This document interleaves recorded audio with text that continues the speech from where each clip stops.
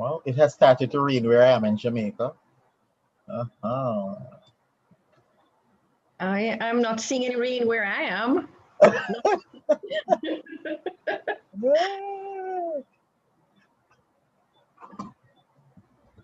Brilliant.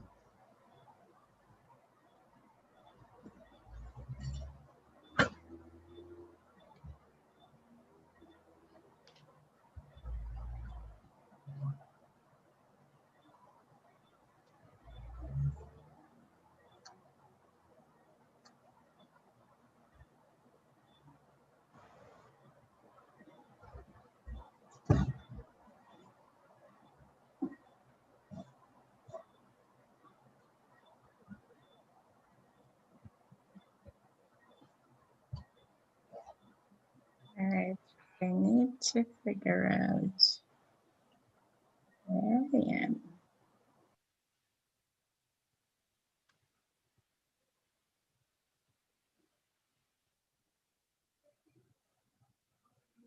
Okay. So Sir Jeremy. Okay, it's 6 o'clock. You want to wait about 5 minutes? Okay.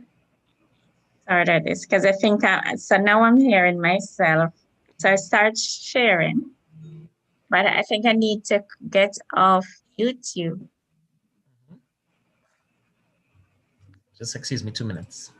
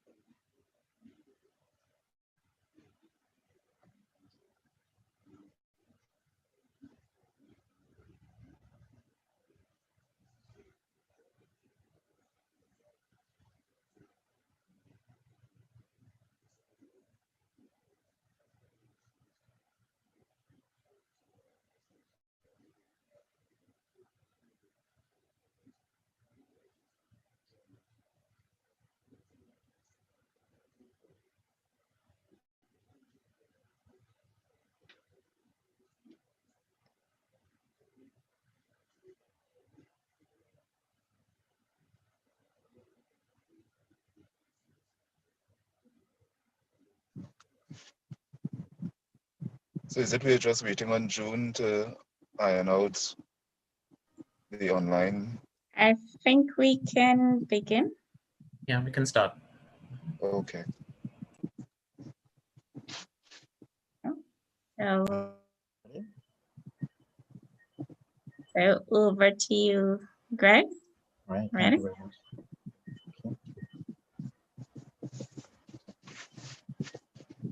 Mr. Curtis Floyd, Mr. Jeremy Williams, Mrs. June Wheatley, other members of the board of CANQATE, CANQATE executives and members, our presenter, Dr. Masha Commission, ladies and gentlemen, a quality evening to you. I'm Greg Louis Austin, and I welcome you to the CANQATE webinar series. And we intend to this evening look at lessons learned, teaching in blended and online learning environments.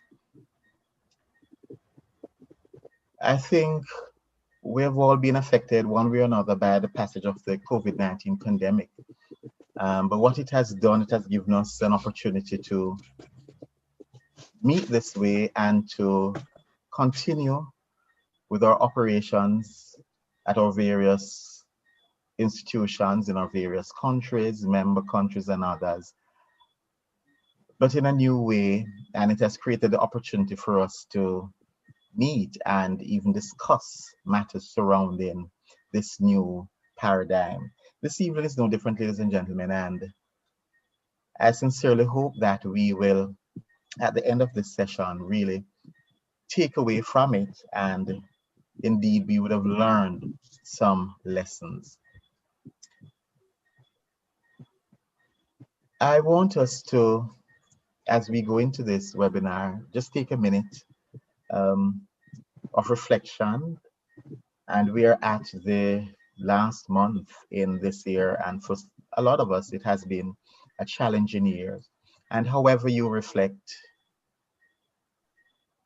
just a minute to take some quiet time in an environment of gratitude and just reflect and give thanks for us being here and for us having at least a functional level of health so that we could be participating in this webinar. A moment of reflection.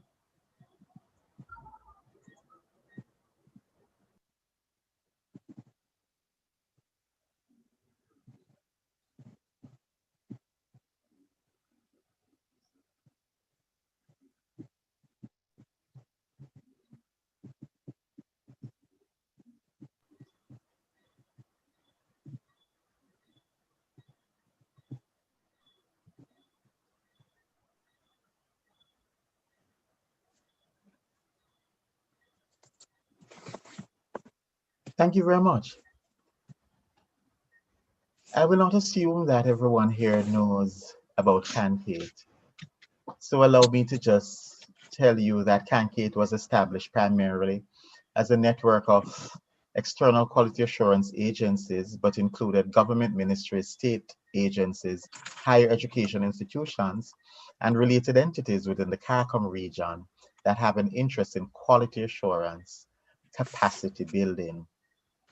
It then follows that CANQATE works to promote capacity building among countries and institutions of higher education, and to facilitate regional discourses like the one we're having today on policy and research in the fields of quality assurance and quality enhancement, while engaging policy makers, researchers, evaluators, administrators, and faculty in professional development. This is against that background, ladies and gentlemen, that we proceed with this evening's webinar. And I ask that you help me to welcome Mr. Curtis Floyd, President, CANQATE, with remarks. Thank you. Thank you, Mr. Greg Louis Austin, who holds the position of Senior Lecturer and Senior Quality Assurance Officer in the Office of Quality Assurance at the University of Technology in Jamaica. Mr. Austin is also the very first CANQATE ambassador, serving for the period 2019 to 2020, and we are truly honored to have him moderate this evening's session. Thank you.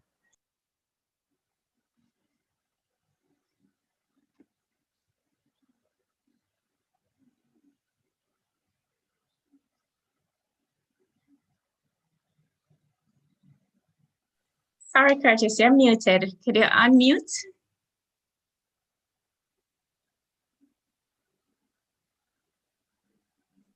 Sorry about that. Slip of the finger.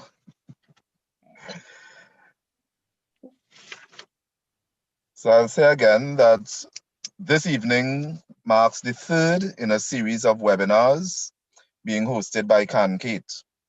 Our first webinar was presented by Dr. Julian Ferdinand on the topic, the educational and social impact of COVID-19 in the Caribbean. And this was followed by our second webinar by another distinguished presenter, Dr. Diane Thura-Benkosi, who thrilled us with her presentation entitled From Face-to-Face to Online Teaching, Developing a Roadmap. This evening's webinar marks the third and final for the year 2020. And the topic is a spin-off from the previous webinar presented by Dr. Diane Thura-Benkosi, whose presentation sparked a multitude of questions, particularly about assessment of online learning. This evening's presenter is Dr. Marsha Comisiong, who also has practical experience in the fields of quality assurance, as well as blended and online learning environments. While I have known Dr. Comisiong for some years through her role at the University Council of Jamaica, or UCJ, as well as at the University of Trinidad and Tobago, or UTT, I crossed paths with her again some months ago, where she served as the facilitator for an online course I was pursuing at the time. And this course was entitled Quality Assurance in Blended Learning for the Caribbean Higher Education Context. And this was hosted by the Commonwealth of Learning. We thank her for graciously accepting the invitation to share with us this evening on her knowledge, experience, and research on lessons learned from teaching in blended and online learning environments. We anticipate another stimulating, interactive, informative, and relevant presentation this evening. I want to advise at this juncture that we plan to kickstart our webinars early in 2021 with another topic of interest, which will be presented by an esteemed and prominent figure from St. Vincent and the Grenadines. Further details will be communicated subsequently, so stay tuned because you won't want to miss it. Ladies and gentlemen, I welcome you again to this evening's presentation, and I now hand over the proceedings to Mr. Jeremy Williams, who is eternally committed and supportive of CANQATE, to introduce this evening's presenter. Thank you, Mr. Floyd. Good evening, colleagues. This evening, I have the privilege of introducing our esteemed presenter, Dr. Marsha Comisiong. Dr. Marsha Comisiong has had a very diverse professional experience in the public sector, spanning more than 30 years. Her areas of expertise include, but are not limited to, quality assurance and accreditation, total quality management, human resource management, team building, and strategic planning. Marsha's passion for quality assurance and systems management has been evident in her former positions held at the Bureau of Standards Jamaica, as well as an accreditation officer at the University Council of Jamaica and manager of quality assurance at the University of Trinidad and Tobago.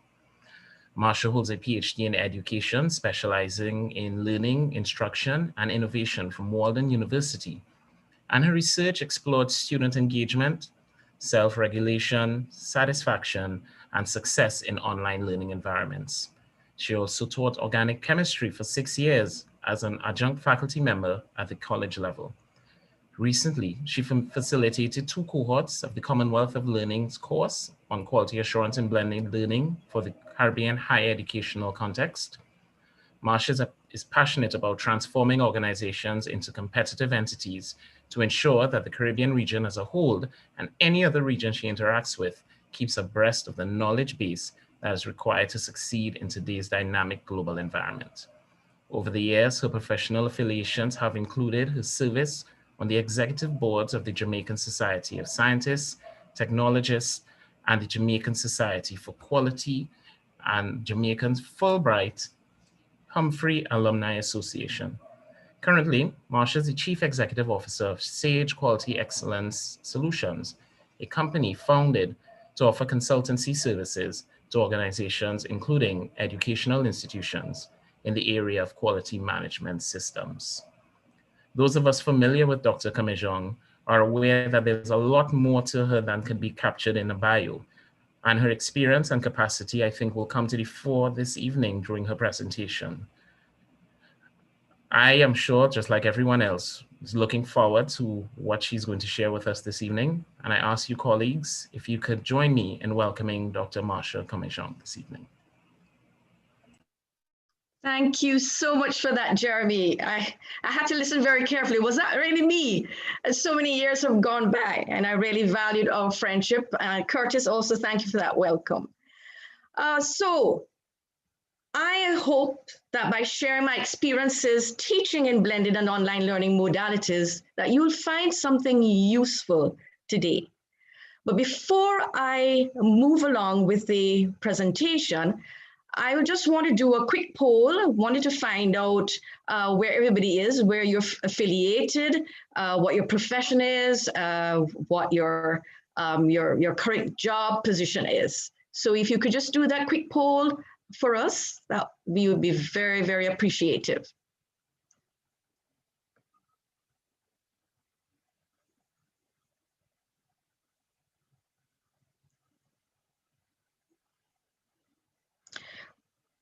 Okay, so as you are doing that poll, I will just move along.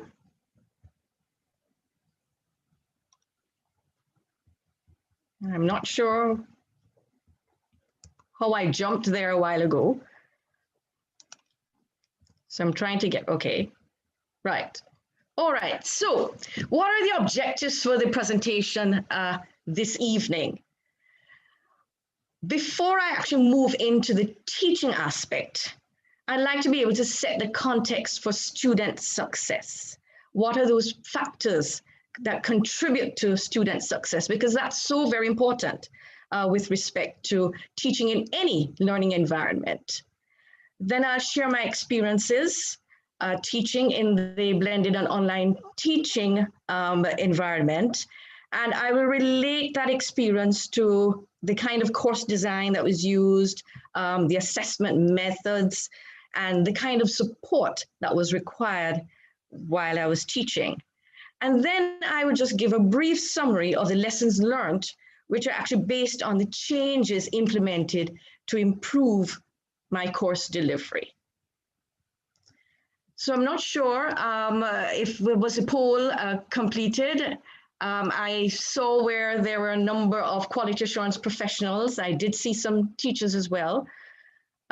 So thank you all for being here, and thank you for actually attending and listening intently. So my next slide, we're looking at two modalities. That's the blended learning modality and the online learning modality. And with respect to the blended learning, particularly for those participants who were able to do that quality assurance in blended learning course, we did do a number of, we did a lot of research in terms of what type of blended learning blends or blended learning models that we found in the teaching learning environment. So the blended learning is composed of face-to-face component and of course the online component, and these really differ in terms of the percentage of blend. So you could have a small percentage in the online learning environment and a larger percentage doing face-to-face and vice versa. All right, so I'm seeing the polls here.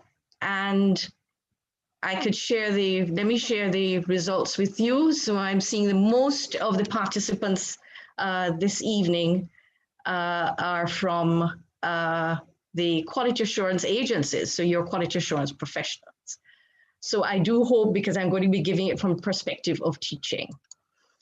Right, the second modality is the online learning modality, and there are two formats that are really used. That's the asynchronous format and the synchronous format. And what I have found over the years is that as we move from graduate or undergraduate programs to graduate programs, there's some slight changes with respect to how these formats are used. For instance, even with a PhD program, most of the formats are actually asynchronous formats. With the undergraduate programs, they are, I would say that most can be asynchronous, but there are quite a bit of synchronous formats that are used as well.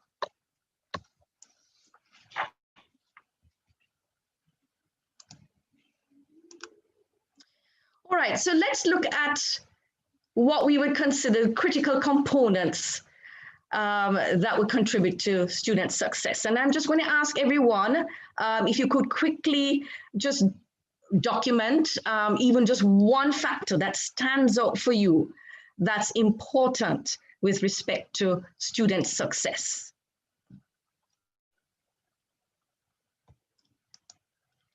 And you could do that in the chat. Oops. All right, so I'm trying to, okay.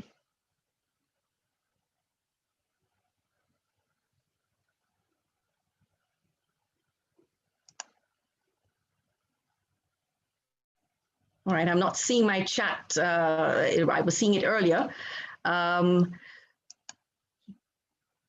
So I'll ask Jeremy, could you just read out what persons are actually documenting with respect to what they believe are is a factor, critical success factor? Sure. We have teacher qualification, student ability to use knowledge to solve real-world societal problems, students' motivation to engage, feedback on assessments. Okay, excellent. And then we have one more, student satisfaction with the learning experience. Okay, great. Those are some excellent factors. In fact, that real life experience, that's so very important today as we are trying to ensure that our students at least leave our learning institution with certain skills that we would term 21st century skills. So that's very, very important. So some of the key factors impacting the learning process, inclusive of what you have just documented, would be the instructional design and delivery as well, or technology support, self-regulated or self-directed learning. And I can't stress that enough, because so much is required of our students, particularly as we're moving from the face-to-face and we're in our blended learning and in our online learning. So much independent learning has to be done by the student. And of course, there's also student satisfaction, persistence, student performance, and all of these contribute to student academic success. Right. So let us look more close at these factors. In shifting to the blended and online learning institutions, there needs to be a review of the pedagogy, approaches, and strategies so that curricular designs accommodate learning diversity and learner needs, particularly in the online environment. And as we move along in the presentation, we'll talk a little bit about student learning and the diversity of learning styles as well, which we have to be cognizant of as instructors. And notice I'm moving now from teacher to instructor, because as we move from the face-to-face, we're no longer regarded as teachers, or I don't regard myself as a teacher. I regard myself as a facilitator and even co-sharing in the learning process with the students. So providing a collaborative learning environment is an essential component, particularly of the online learning platform, which of course you will find both in the blended learning and the online learning. And why this is so is because it fosters relationships and a sense of community among instructors and learners. The transition also depends on the abilities of instructors to adjust their teaching and learning norms for instructional delivery, and time management is a very important skill to have. Now, students expect instructors to establish and promote a sense of community and maintain that online presence throughout the course or throughout their learning experience in that course. The transition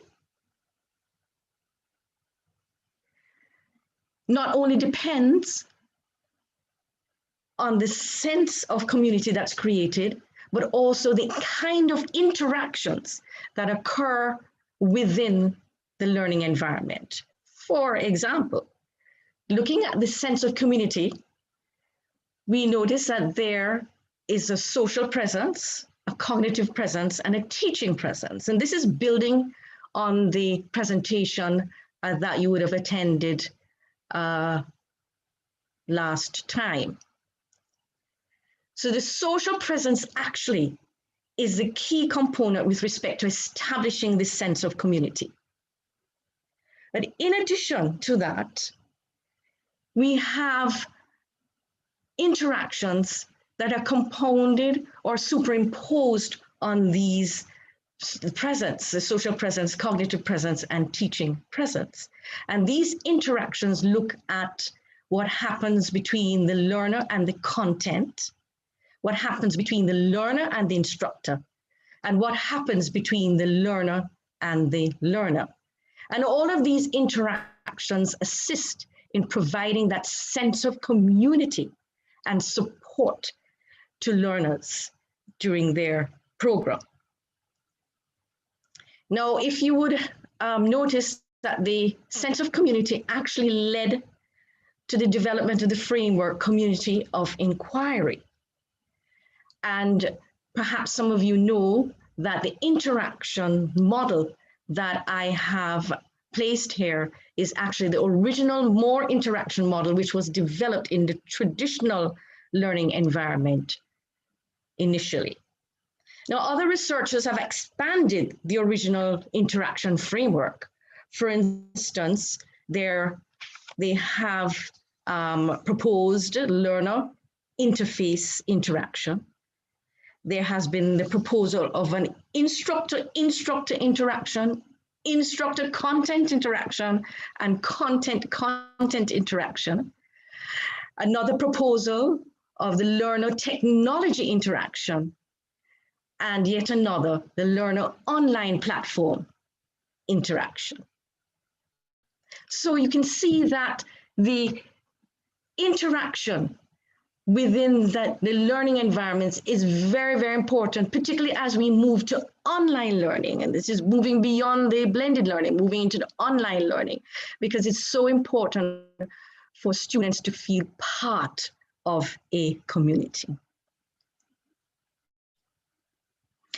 Now, the social presence has been said to be aligned to student participation or student engagement. The student engagement is really very, very critical, because that's what is going to make our teaching and learning process an active one. The teaching presence has been said to be aligned to the student and content of self-regulation. And by self-regulation, I'm also talking about the self-directed skills that students actually need, particularly when they are in the online format. And then the cognitive presence has been likened to perceptions of student satisfaction and a higher level of student success. So we can see here that there are a lot of elements or factors that are superimposing on each other. There is the sense of community or the community that we establish. There's the interaction that involves the student and the instructor, as well as the content. And there is the engagement part of it, the satisfaction and student self-directed skills. So we can say that student success, therefore, is really predicated on the ability of institutions to actively engage students in the learning process, as well as increase their skills for independent learning.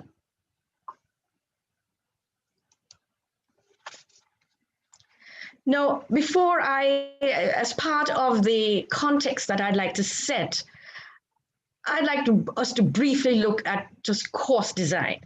Now, I know that your institutions, those of you who are in the institutions, those of you who are with the quality assurance agencies will know that institutions actually have developed instructional design templates to assist their faculty to develop their programs. And these programs are subdivided into sections, units, and modules. The course designer or the subject matter expert tends to work with the instructional designer because that is the individual who will be able to assist in suggesting the type of learning activities that would need to make up the online platform. So your course designer determines your learning objectives or learning outcomes, determines the learning activities to achieve the objectives, aligns the competencies to the whole course content, and determines the methods by which students would be assessed or measured. And usually there is collaboration, as I mentioned, with the instructional designer. And some institutions have actually gone beyond. So it's not just the faculty member and the instructional designer, but there's a whole team effort probably by departments or probably by content area as well. So my focus here on the design, and why am I really focusing so much on design and linking that to assessment, is really to look at credit hours. Strange, right? She looking at the credit hours. So let's take, for an example, a traditional academic credit model. So if you look more specifically at a 3-credit course over a 15-week period, that would comprise of 3 hours of class time per week. Now, I am actually quoting what's followed in the US, but I do know that many institutions around the Caribbean actually do use this model. One thing that we do not really pay too much attention to is that individual work that has to be done by the student. And of course, there are actually hours assigned to that work, whether it is to prepare for the class or to do the homework.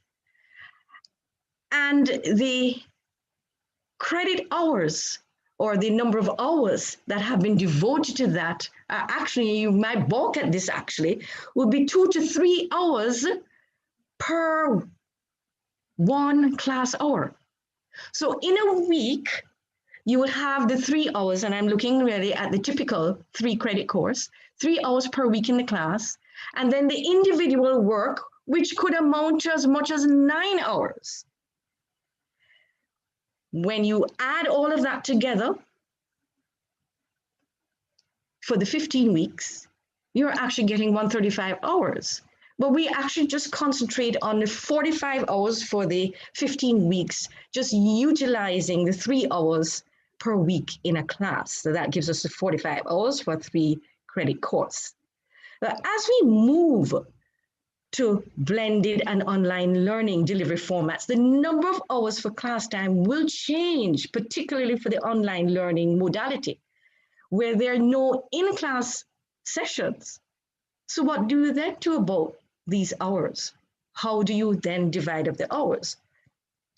So in such instances, credit hours are generally measured as total course hours, according to the requirements that your institution have put in place. So our focus will be on total hours rather than on credit hours as we move from blended to online. And this is why it becomes very challenging to design an online course using a traditional course lens, since there'll be no longer batches of 3-hour class sessions. So the learning activities may need to be subdivided into smaller buckets to keep students engaged based on their concentration or retention span. And we spoke a little briefly about this in the last presentation.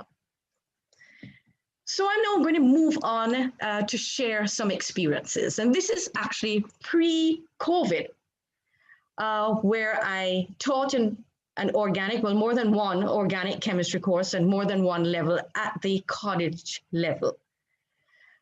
And I utilized the flipped classroom approach. And I do know that some of you are familiar with the flipped classroom approach. And that approach actually warrants that students prepare for the in-class sessions. So they are given a number of resources to be able to do that.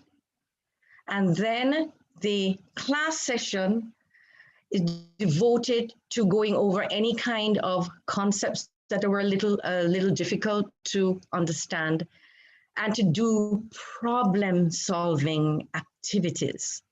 Now, I don't know any of you who are familiar with chemistry or even organic chemistry, that there are a plethora of mechanisms, and students generally find it very difficult to grasp those mechanisms.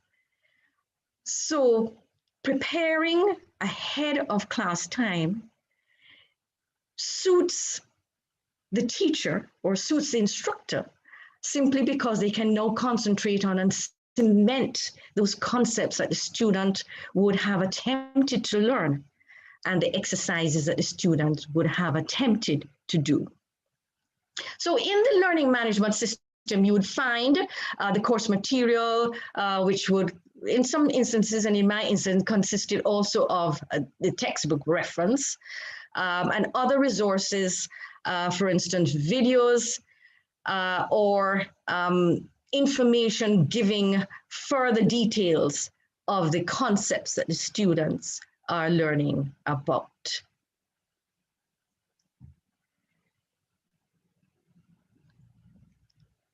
The course materials are to guide the students in their learning. Note sheets were provided or are provided that guide them. So these note sheets actually help the student to gain the knowledge that's required. And then there's an application sheet where students actually attempt to do activities based on what they have learned. So they start now analyzing what they have learned. And this is what they actually bring into the in-class session so that we can go through and ensure that everybody is on the same page. So in the in-class session, that's actually devoted to problem-solving activities and explanation of difficult concepts. Now, a team-based model is also used, or I also use a team-based model on top of the flipped classroom approach. And in using the team-based model, groups were assigned at the beginning of the semester, and students worked in class and out of class on problems and projects. The flipped classroom approach required students, as I would have mentioned before, to be independent learners. And you can see with that, because it is very, very difficult with the amount of information and to be able to get through the curriculum for students not to be independent learners. So students have to regulate their learning. And many students, of course, have or had a little bit of difficulty doing this. And I would say also have, because it's still something that's being developed in the learning environment with respect to encouraging self-directed learning. Now, throughout my time period, I encountered varying learning styles. The first time I taught the course, I think I was very fortunate because the group of students that I had were intrinsically motivated by their goals to persist, as well as to obtain a good mark. So I used that first semester to become more familiar with the flipped classroom approach and the online platform itself. And the online platform that was used in this instance was actually the Moodle platform. And I know that a number of institutions do use that platform. Other platforms include like Blackboard and Canvas. Now, when we have a face-to-face session, we can use visual cues to actually guide us with respect to student learning. But during the online component, and particularly with online learning, I'll talk more about this, those cues are not there. So we have to become a little creative to be able to look for other kind of cues that will help us to know where the student is so that nobody is left behind. I found that despite the required preparation by students, though, I had to use PowerPoint presentations in the in-class sessions to summarize the course material and concepts posted online. And really because students were not putting in adequate time to prepare, and even if they were putting in adequate time to prepare, they were still a little shy about okay, what am I supposed to be learning here, even though there were notes to guide them. So I did that to be able to summarize what it is that the students were supposed to have learned before we went into our sessions or problem-solving sessions. Now, a typical assessment structure is subdivided into 4 components, and I for example, here, sometimes three components. And as you see, there's the in-class or in-course assessment, there's midterm examinations, there are the team-based projects, and then there's the final examination. I had a great deal of flexibility with the in-class assessment, as these were really primarily multiple choice quizzes associated with the course modules. And I should venture to say here that each week we did a different module. So it was important for students to be able to keep up, and important for myself as an instructor to post material on the online platform to be able to guide the students effectively in their learning process. The in-class assessment comprised of 2 testing methods. The first was a team-based testing method, and the second an individual testing method. For the team-based testing method, there were 2 multiple choice quizzes that were given. And I should mention, you probably ask, okay, with chemistry, what can you put on a multiple choice? And in fact, there were mechanisms were put on multiple choice. They had to analyze the multiple choice questions. They had to identify structures and that kind of thing. So it wasn't just all, okay, is this correct or is this not correct, or, you know, that kind of thing. So it was, we tried to make it as practical as possible with respect to the student learning. So for back to the team-based learning or team-based testing, the first multiple choice was done by the individual student. And then that quiz was handed up. And then the same quiz was given to them as a team. Now remember, being team-based, teams were formed at the beginning of the semester, and these were the same teams that they kept right to the end of the semester, so they could get familiar with each other and each other's learning style.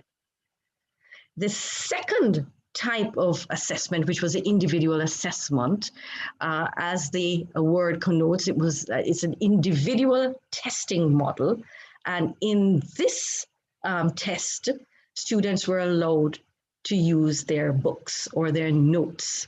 So the team-based one, there were no notes that were used.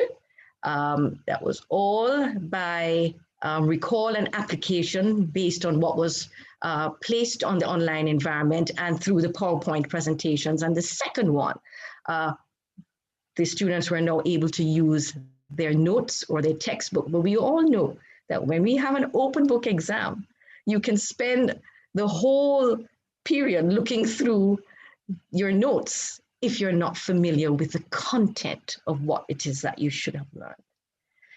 The midterm and of course final assessments were held face-to-face, and group projects were presented in class, and students actually had an opportunity to grade their peers.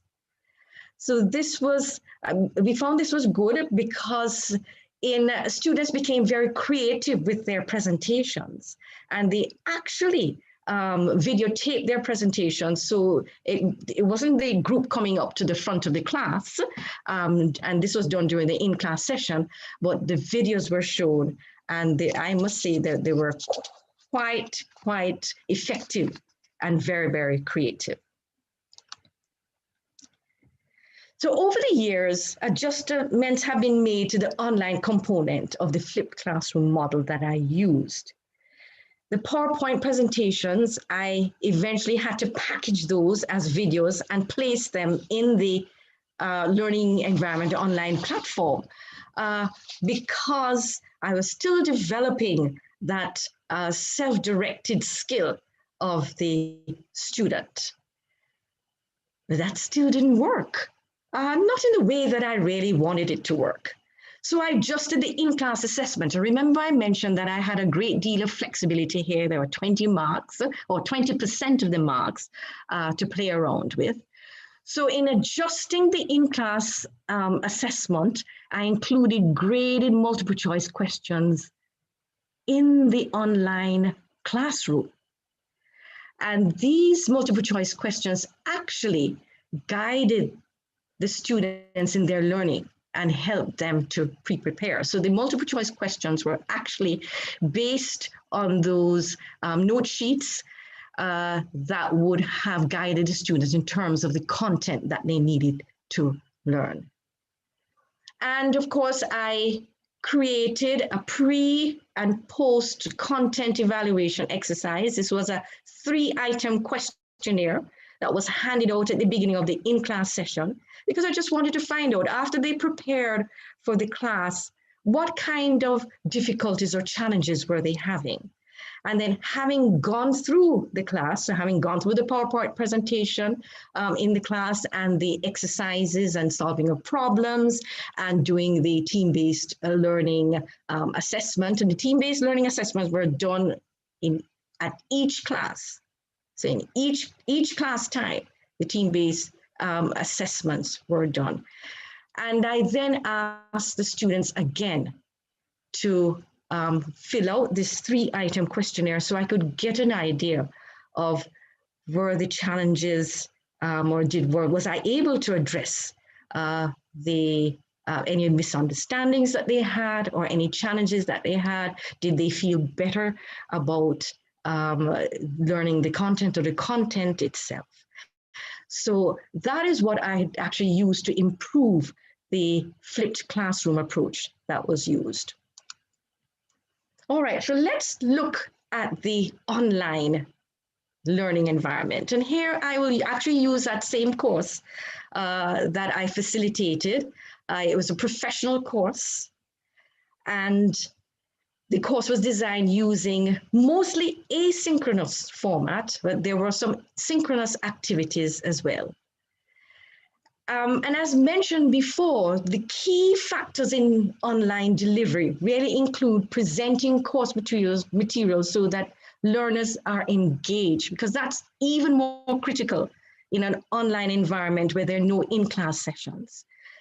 Developing that supportive environment through that community support, and developing that community of learners as well.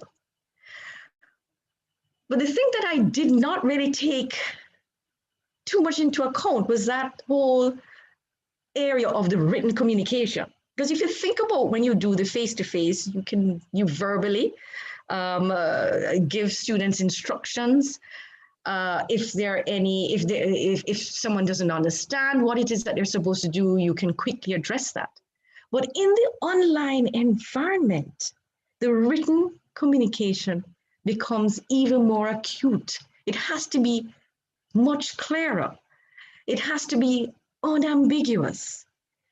It has to be free from gender bias, as this really is a fundamental guiding method used in the teaching and learning process. So I'll share as I go along as some of the lessons learned with respect to that.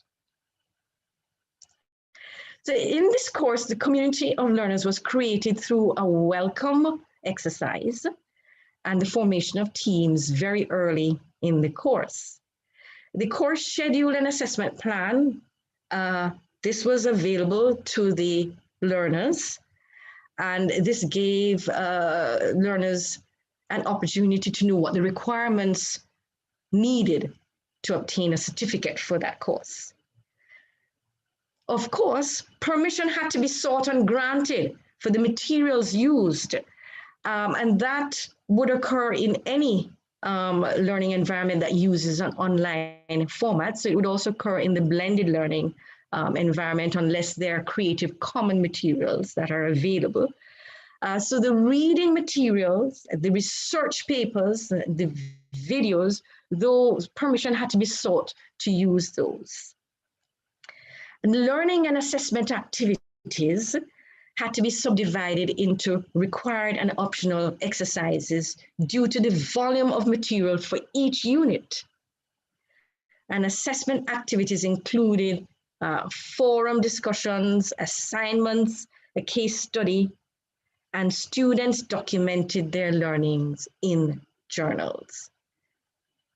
The synchronous sessions, which were not very many, actually comprised the Zoom support sessions and a chat discussion, which was a formal activity where students were graded. Now, the first cohort, I really have to talk about this, was really treated almost as a pilot. The course content had to be was actually modified from a previously offered course, almost the same course. But it was clear from the volume of work, or that the volume of work was actually not in alignment with the amount of time allocated. And this was particularly for that first cohort. Adjustments had to be made after the first unit, and this course was actually divided into 4 units. After the first unit, quick adjustments had to be made to make the course more manageable, and that's when the separation between required and optional activities was done. With the course modifications though, and being a pilot, I really wasn't satisfied with the kind of the time that I was taking to give feedback. And feedback is really very, very important, particularly in the online learning environment. And students really expect that. I mean, they expect, believe it or not, feedback almost right away, like within the next 5 minutes sometimes. So I learned from that cohort. So by the time the next cohort came around that I facilitated, all those teething pains actually had been eliminated. And I really commended the learners for giving really very, very valuable feedback for the adjustments to be made to the course. So what are some of the improvements that were made with respect to the online learning environment? Well, the online platform was made a little bit more attractive because a couple of learners said that it kind of looked a little boring. You know, I mean, there was the content and the content was great, but could it look a little bit more attractive? And, you know, when a learner asks you that, you have to recognize too that because of the diversity of learning styles, some learners learn visually as well. So when you're designing your own courses using the online platform, keep this in mind to be able to address a variety of learning styles. There was an orientation to the online platform as well. which was not in the first cohort, but in the next cohort that I facilitated, that was added. Because the assumption, you can't really make the assumption that the student knows or is very, very familiar with the online platform and can operate in the platform effectively. So that was added to the course environment. Additionally, introductory PowerPoint presentations, and these were video presentations, were done for each unit. And as I mentioned before, there were 4 units. Just to give a brief overview of what to expect in the unit. And I believe that this really helped the students quite a bit, because hearing that overview, they were better prepared to be able to address the requirements for completing the unit. There was better alignment between course activities and the total time allotted. There was better clarity as well, because I actually made adjustments to some of the instructions. Some of the instructions were a bit ambiguous, and I knew that from the initial cohort when I was getting a lot of questions being asked by students. What does this mean here? Am I right in how I am interpreting what's required here? So adjustments were made for greater clarity. And, you know, I'd like to put here, don't beat upon yourself with respect to your own teaching within these environments. Because usually the first time around, we can learn so much and make the programs much better, but we're always in a mode of continuous improvement. And it's really for the benefit of the students. And of course, the time management was done much better. So students were getting feedback much quicker. There was greater participation in the discussions as well. And so I was happy with the time management. All right, so that is my brief sharing of experiences with respect to the blended and online learning environments as it related to the design of the course and the assessment methods used. I pulled out technology from that because I wanted to concentrate a little bit on the whole area of student support, which, yes, the content could be good.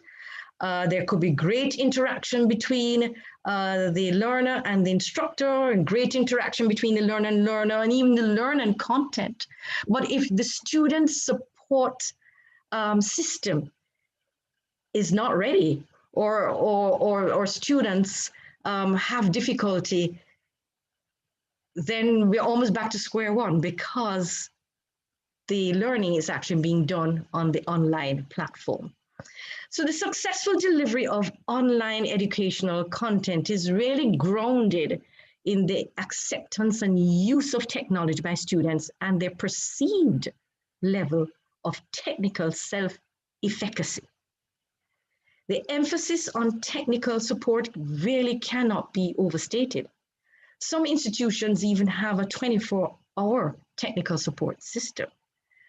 Furthermore, establishment of an alignment of an assessment gradebook actually allows the students to be able to review their progress in real time. And that's what I really liked about the Moodle. The other online platforms would have this as well. But it really allowed the student could go in right away. And if the student didn't see a mark, the student would indicate, but I'm not seeing a mark here, but I know that I handed in my assignment, and I know when the assignment was supposed to have been marked.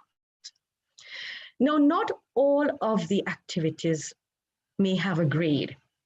So what is it that we can find to be able to motivate students to do that activity? And we as instructors could probably use badges, award badges for work done.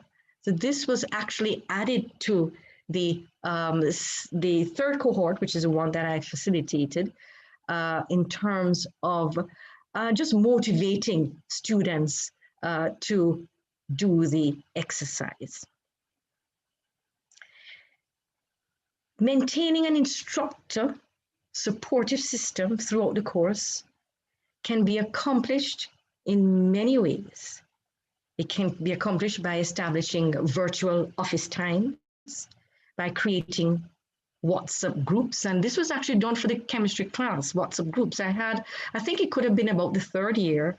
And a couple of the students came by and said, and they call you Miss, can we have a WhatsApp group with all the students as part of the group so that we can verify any information, indicate if we're having any problems with particular content and that kind of thing. So from that time onwards, I created WhatsApp groups for the students, particularly the chemistry students, conducting tutorials, and this was essential for the chemistry course as well, simply because of those mechanisms that students had to learn.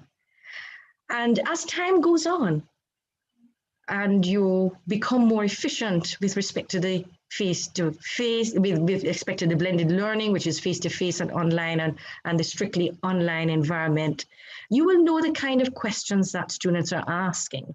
And so you could prepare a frequently asked question,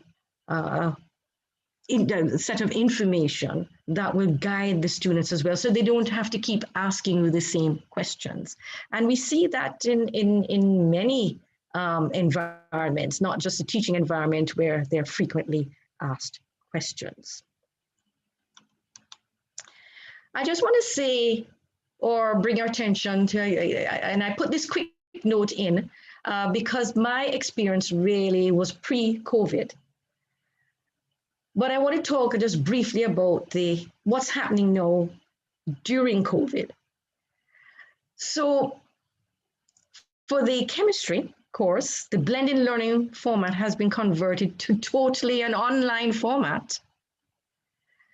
And even with science labs, and even though my 3-credit course did not have a lab within the course, there was a 1-credit chemistry lab course that was affiliated with the 3-credit course. So even with respect to the science labs, those are also strictly online. And how have they been able to do that? Well, between the lab instructor and the technicians, they videotaped the lab exercises and posted these on the online platform. But not just posting them for the students just to look at the videos, but there were exercises that were developed with respect to those videos. So students were asked questions, and there were also application questions based on data that was provided, so that the students' skill with respect to the analytical part of that course could still be developed. All right, so let me just summarize the lessons that I learned. As an adjunct faculty, I found that I did not know too much about the program that my course was part of. And I believe that there should be a better working relationship between the full-time and adjunct faculty members, because this, knowing what the components of the program are, you get a better idea of the students in your class and a better idea of what is required of the students and what the other faculty members are doing too. And I tend to find that adjunct faculty, because they're outside of the institution, don't really benefit in the way that they could benefit from this. You like mascotti, sing anyway. Sing anyway. Yeah, I believe in. All right, so the course platform can be made much more appealing because you have to cater to the varying learning styles of your students. And I found that for the chemistry, why I had to find out, I wanted to do a root cause analysis of why it is that students were having such difficulty with learning the mechanisms. And I discovered, and this is where working with full-time faculty also helps, working with the full-time faculty, I found that the previous course that they did really didn't have any mechanisms at all. So students were not familiar with the whole concept of a mechanism and how to draw a mechanism, because there's a particular way in which to do that.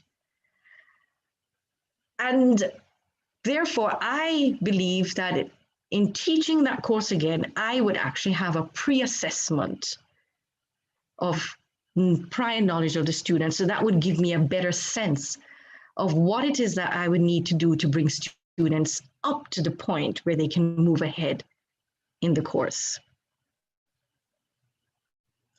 Establishing guidelines on instructor feedback are particularly important in the online environment. And as I mentioned, students handed in work and probably expected a feedback 5 minutes later.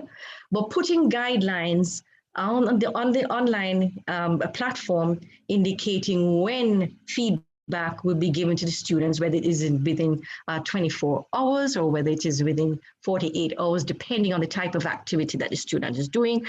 With respect to emails, that I believe really should be done as soon as possible, so certainly not beyond the 24 hours.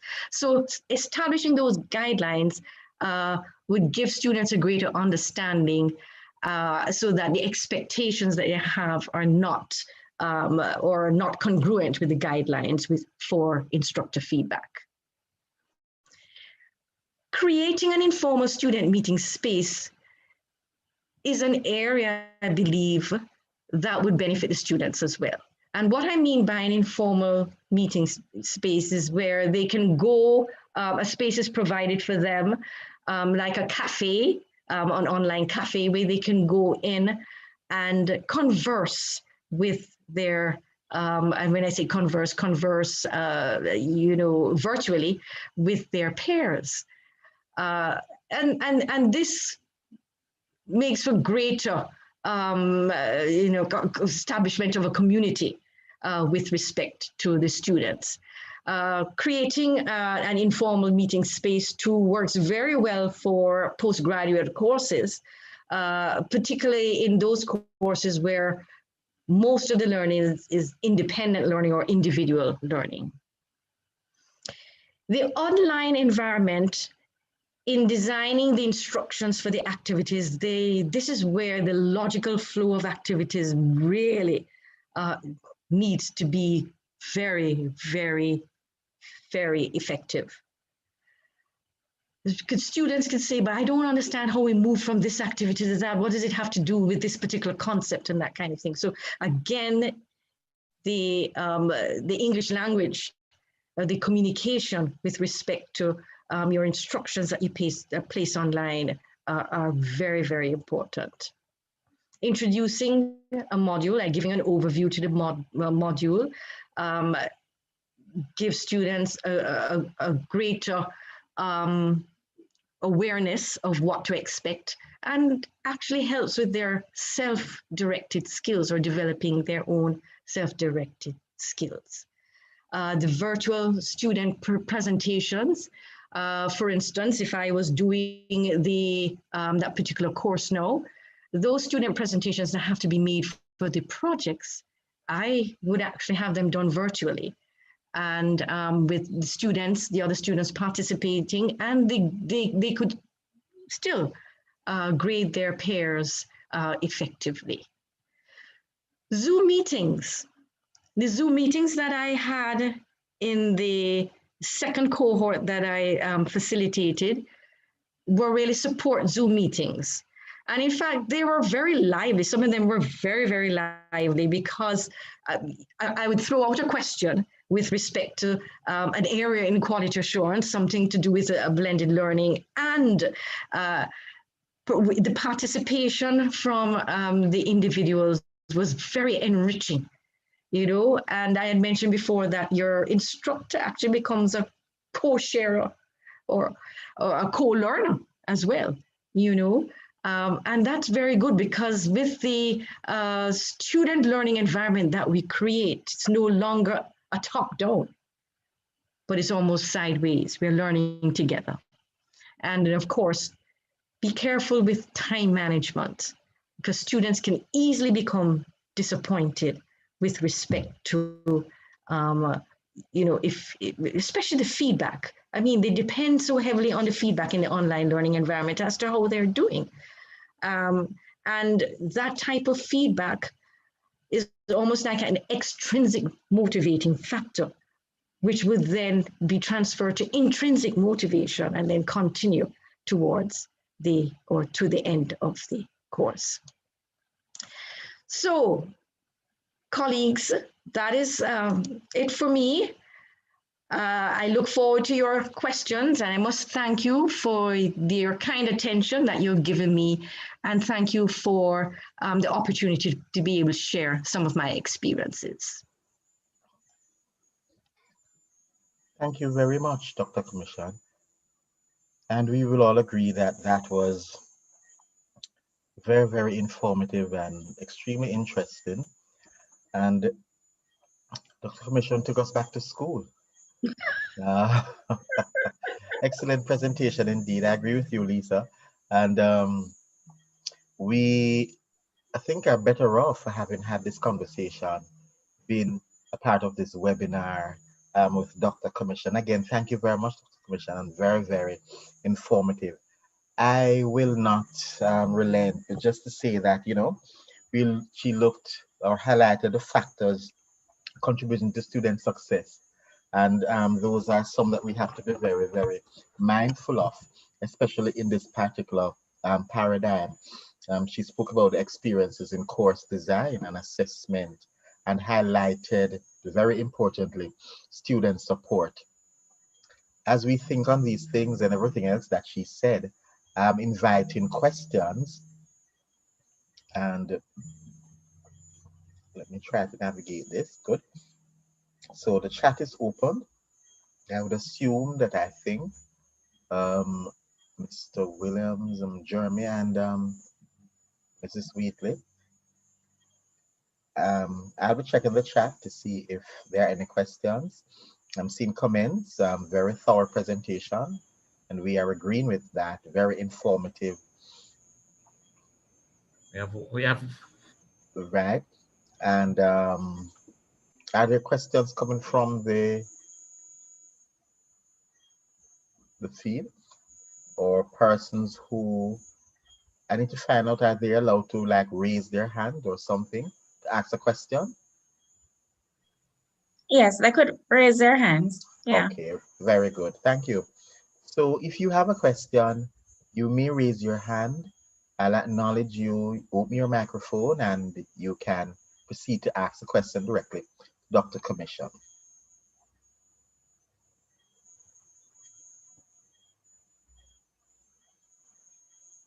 All right, and the comments are coming in. Very informative presentation indeed.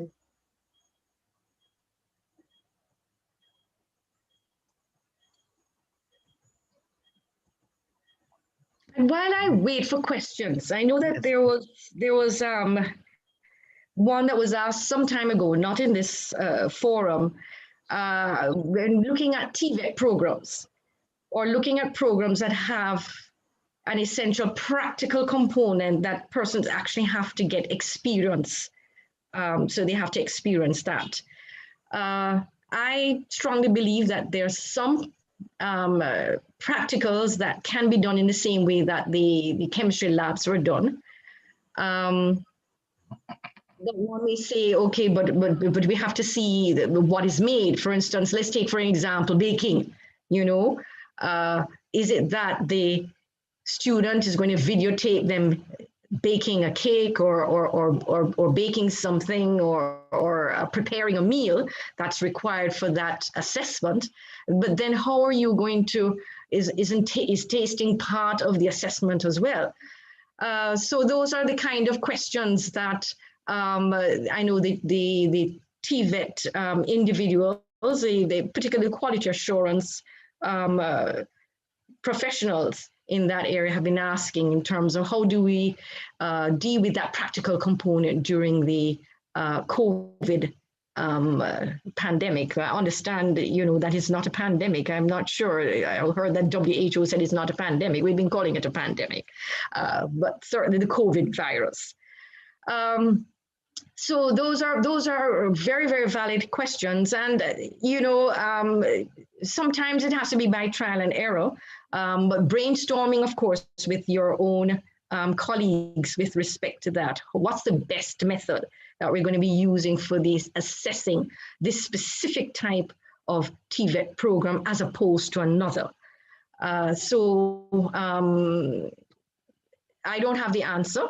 I can give some suggestions, but it's new ground that we're treading, actually. And it's really very, very interesting in terms of how creative we can be too with respect to assessing student learning. So I just wanted to just jump in with that while waiting.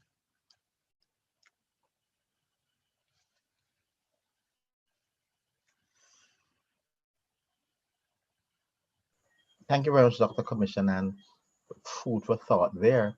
How do we deal with those practical errors? The thought came to mind too, because my background is health sciences, and I wondered, even though we have, simulation labs and so on and so forth, there comes a point where you question, I don't know, the authenticity of, for example, uh,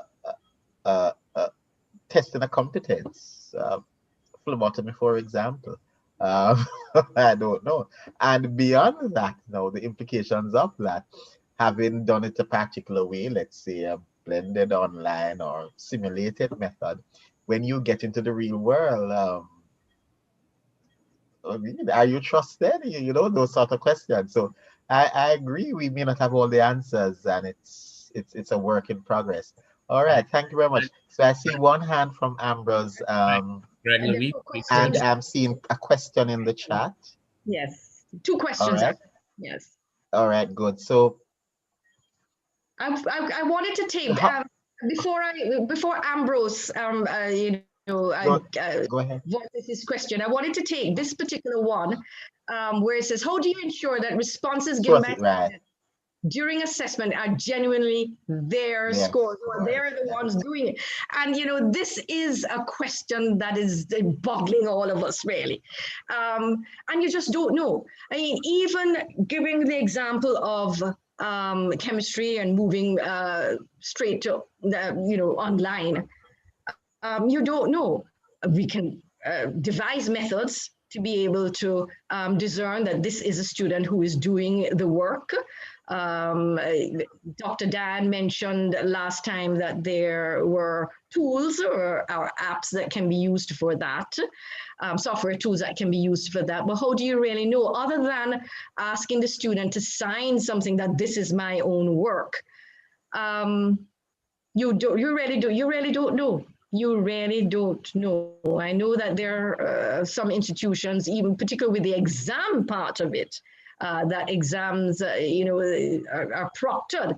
And of course, with the health and safety regulations.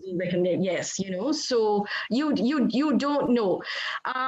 What I would do though is that in my online learning environment, I would have the type of activities where I'm forever bombarding students with something. And students I would want the students to be visible, so I can ask certain types of questions, listen to how they answer. So you get a feel of the knowledge area, how well they have grasped the knowledge. So I would use that method with respect to gauging the student and the genuineness with respect to their knowledge of the content area. But in terms of doing the exams, I believe that's a chance that a lot of institutions are taking right now. The second one would be, how do you develop curriculum standards for asynchronous approach to learning? And I believe that developing curriculum standards has to be done as part of a team. And to develop the curriculum standard, unless you're talking about the template that will be used for asynchronous learning, what does a faculty member designing an online course, what is it that they're required to do? This template asks for, okay, what's the name of the course? What are the objectives? What are the outcomes that you expect for this? What kind of learning activities are you going to want to develop to ensure that those outcomes are realized? So I wasn't quite sure in terms of the curriculum, but if you're talking about curriculum standards, if you're talking about the quality assurance standards as well, those have to come into play, of course. And I know, Mr. Austin, you are well versed with that, particularly during this period too, with respect to the quality assurance standards. But it really should be done as a part of a team, because each member of that team brings certain skills together, and it will make the work much easier with respect to using a team. And of course, use your instructional designer as well, because that individual would help you with respect to suggesting the kind of activities that you can put in an asynchronous learning environment. I don't know if I've answered your question, Lisa, but I hope that I have done so a little. So I wanted to move to Ambrose. I cut Ambrose off. Right. Sorry. Mr. Palmer, go ahead. Yes, good evening, everyone. Yes, my name is Ambrose Palmer from Micro Corporate Training in Trinidad. I have been teaching for a number of years, but one of my main areas, and perhaps you might probably share some more light on that for me, is in terms of what goes on in the classroom in the delivery of the programs. And I sort of focus that around the critical thinking that has to really take place in the delivery of programs. Because what I've realized is that to probably draw to the idea of the assessment, where students are having difficulty in being able to come up with their own answers because of the fact that they probably don't normally think much of their own. Someone was asking earlier, are these answers, so to speak, from them? Is because most of the times I've realized that perhaps they may draw from what they regurgitate and present. So where do we deal with the idea of the critical thinking, bringing that analytical mind, bringing that creativity, being able to have the student, give their views out of an understanding point of view rather than, regurgitating information that is given to them. And I'm thinking, in your experience, do you think that critical thinking is infused as much as it should be? What percentage in the delivery in the classroom do you think that critical thinking is playing sufficiently a role to cultivate that thinking process? Because critical thinking goes a long way. It works in problem solving. It even works in real life. And it helps, real education take place. So I'm asking, do you think that critical thinking is sufficiently considered in the delivery, in the teaching that takes place in the classroom, whether it's virtually or otherwise? Okay, great question, Ambrose. Thank you for that question. I'll answer based on my experience with chemistry, and I think it can probably be extrapolated to your subject area as well. I mentioned that the curriculum or the course was designed using the team-based format or a team-based approach.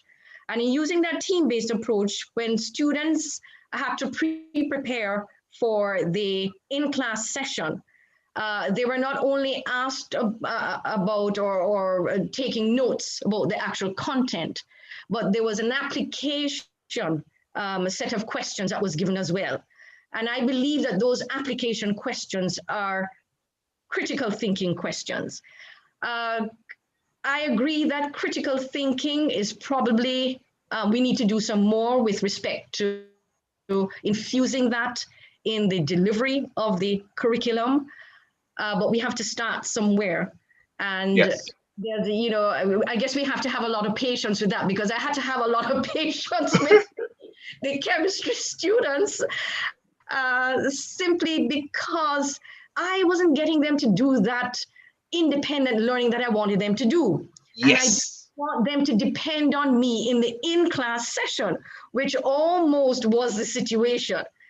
For the exams that are given, the kind of exam questions that they need to answer are actually critical thinking type of exam questions. And so I needed to be able to prepare them for that. Yes, you did have a couple of questions where they had to regurgitate the knowledge that they learned, but a lot of them were application type of questions. So I believe that some type of team-based learning approach can be used in the online learning environment, where you assist students with their critical thinking skills by posing application type of questions. Yes. I'm not sure if that you were able. Yes, but I'm just thinking also that I know it might be a difficult thing because of, you know, tradition or the way that we are accustomed, you know, to teaching traditionally. You know, I believe that's just my view, but I'm a very strong advocate where critical thinking is concerned. I believe that we should begin to look at this area, that skill, more than how we are currently, or if at all we are, in the delivery, in the teaching, because at the end of the day, to borrow from what I think it's Einstein said, he said that education is to teach people how to think, you see? So I believe we need to revisit really how much we are placing, you know, education and teaching how to think. Yes. So we'll have, yes. I totally agree with that. And it's, as you said, it's probably the traditional way in which we have been teaching. And unfortunately, sometimes we just want to get through the course, you know. Yes, finish the syllabus. We want the students to pass. We want the students to pass well. But if we don't help them to be able to apply the learning, then we're not helping them to effectively function in society. Exactly, and to be productive in the employer's environment, because at the end of the day, all of what we're doing in the education and the learning and so forth is really and truly to go out there and to demonstrate that competency. And so sometimes the things that, and things are so dynamic now, that we must be able to have, you know, that ability to alter, to adapt, and to be able to come up with new ways, you know, that creativity, that being able to problem solve, because things are so dynamic and changing so quickly. So we must have that ability. And again, that stems from, you know, having that, as you said, that ability to independently do their work and to come up with answers, perhaps originating from themselves.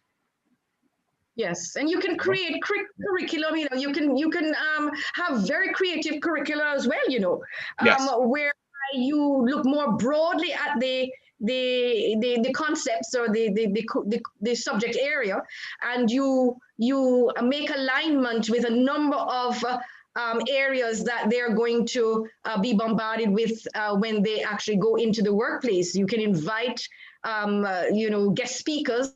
I think you can do that still on the virtually, you know. So the design of the curriculum itself, I think we need to move away from that traditional way and bring in something more exciting, and at the same time achieve those outcomes that we want to be able to achieve. Thank you. Thank you very much. Very interesting conversations there. There are two more questions Dr. Commission, what factors contributed to you choosing more asynchronous activities than synchronous learning? Well, very good question. I wonder if I can answer that too. When I look at the professional course was actually designed in a certain way, and that certain way had much more of the asynchronous type of learning activities than the synchronous. But if I was to design an online program, why would I choose asynchronous over synchronous? Maybe because of just time too. Remember, with the synchronous, that's a face-to-face, virtual face-to-face, or virtual time. Everybody has to be on at the same time. And with the type of learners that we have today, we have persons who are still working, who work and study, as well as those who are just coming out of high school. So you have a mixture of different type of learners. And in order to teach or facilitate the learning content, the written communication in terms of sharing of material, sharing of videos, sharing of research papers, and that kind of thing becomes a little easier with respect to getting that knowledge across. Having gotten that knowledge across, I believe that the synchronous design can now be used even for the application part of it. So I would use the asynchronous with respect to getting that knowledge across, and the synchronous for the application. No, I talked briefly about the doctoral programs, that a lot of it is asynchronous until you actually have to give a presentation about your research or even defend your thesis, where it can become synchronous as well. But a lot of it is asynchronous, and really because of that time period. When you think about the time that persons are going to be available, if you're going to be offering your course not only in Jamaica, but you're offering it elsewhere in the Caribbean, you're offering it elsewhere in the world, the asynchronous approach to learning becomes even more acute there because of the various time differences. So yes, I would use the asynchronous just really for the knowledge part of it. Also for the assessment, because not all assessment can be done synchronously, right? So the asynchronous approach will be used for the assessment, the discussions, your discussion fora, you're handing in an assignment, doing your assignment, posting it in the online environment and that kind of thing. So that's probably why asynchronous is used so much more than the synchronous approach to learning. Okay, thank you very much. The very last question, ladies and gentlemen, I think we are going a little past the time we planned for, but just the last question here, and it relates somewhat to the question that was asked previously, but specifically about assessment. This one is more general. In online mode, some students will hide behind their devices. How do you ensure that there is active participation in large synchronous classes? Okay, so we're looking at synchronous now, not asynchronous. Right. So they'll hide behind it, almost like a classroom. So they're hiding in the classroom. Right. You know that there's some students who do that for face-to-face, hide in the classroom. Oh, yes. What do you do? What does always at the back. What does the instructor do to pull out that individual? In a large setting, that becomes very difficult. In an asynchronous setting, I believe that you can break up your units into smaller areas and create approaches that will require students to be able to actively participate. With a very large, I'm not sure what you're talking about, larger, if you have 100 students. I don't know if anybody has 100 students with respect to the online learning.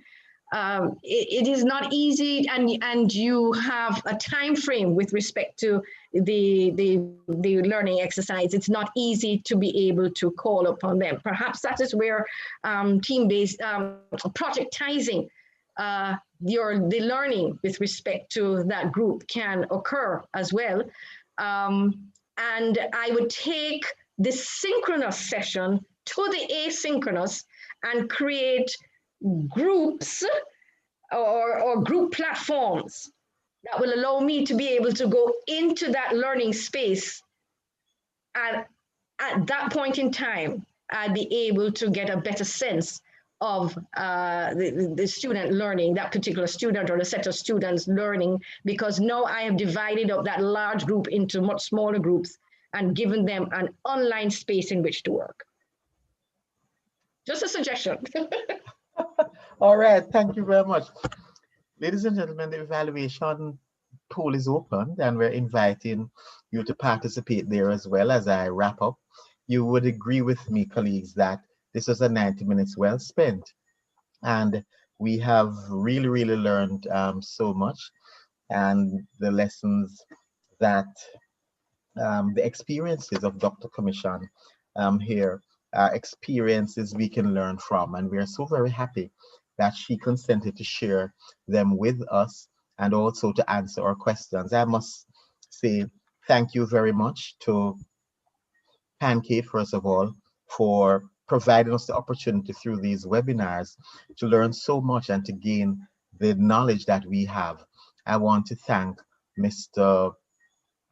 Curtis Floyd, President, who gave remarks, and also thank Mr. Jeremy Williams, who graciously introduced Dr. Commission. And Dr. Commission, again, very informative presentation. We enjoyed it, and perhaps we wanted a little more time with you, but you know, it's one of the limitations that we have to deal with. Time, whether we're in a virtual platform, whether we're synchronous or asynchronous, huh? We're still bombarded by the element of time.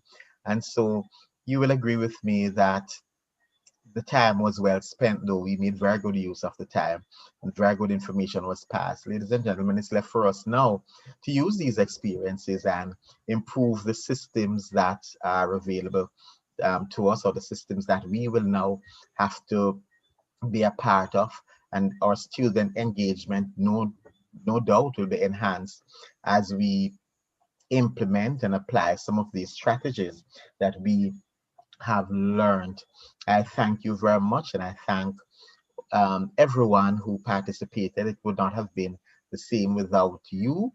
And so, as you were told by Mr. Floyd, let's look out for the interesting webinars that are coming on next year.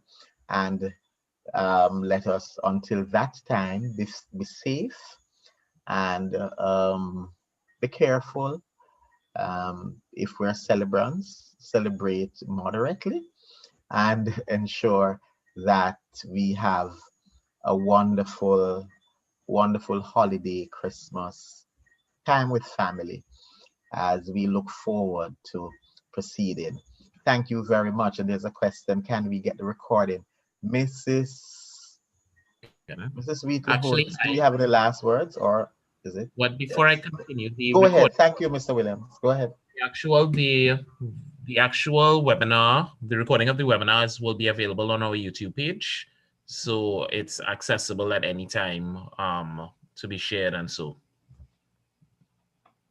Yes, Jeremy, and I invite everyone to go but to the CANQATE YouTube page, like and subscribe, and you can get other recordings there as well. Okay, thank you very much. And that's it for Housekeeping Matters. Colleagues, thank you very much again for sharing. And it was wonderful being here. Dr. Commission, thank you so much again. And enjoy yourself, everyone. Have a good evening. Thank you so much for that. Welcome.